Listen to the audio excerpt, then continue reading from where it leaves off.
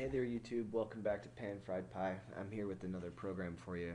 This time we are going to talk about identifying trailing or leading spaces on file names or other entries that have text values. So if you look at this little database right here that I kind of put together, it's just got a list of customer IDs, those customers and their first names, their last names, and then the company that they represent. And in here, I've put in some trailing spaces that you can't see, but we're going to evaluate these entries and figure out where those trailing spaces are at. And in order to do this, you could use a couple. You could do it a couple different ways. You could use what's called the trim function, and the trim function, what it does is it just takes any leading or trailing spaces and from whatever entry.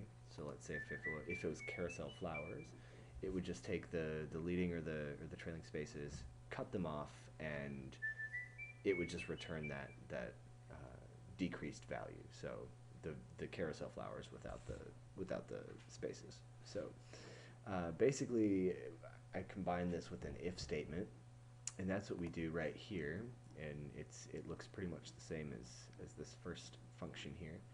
Uh, it just says if the trim of this value of the company value is not equal to the value itself, then tell me that I need to fix it, and otherwise don't tell me anything. So we're just going to take that and drag it down, and you'll see that it's saying that I've got Shipley's Donuts and Worldwide Tours that have spaces afterward, and you can see if I go there and look at it, they do. So there's that one.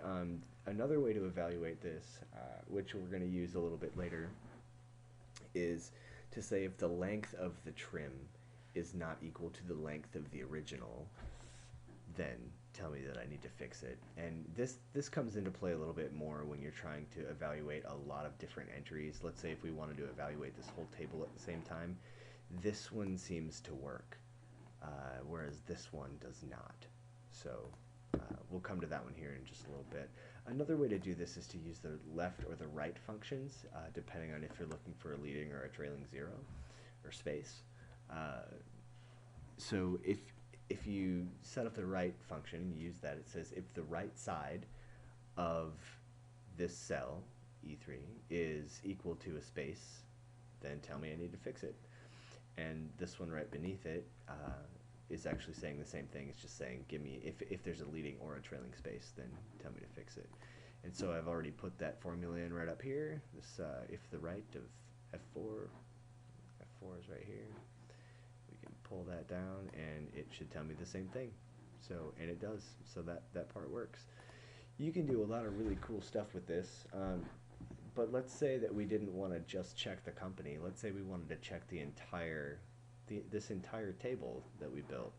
So what you can do is you can use a couple different if statements, and you can say if the length of the trim, in this case, what, C3 or C4, yeah, let's say C4, is different than the length of the cell itself, tell me to fix it. And if you told me to fix it, then return some value.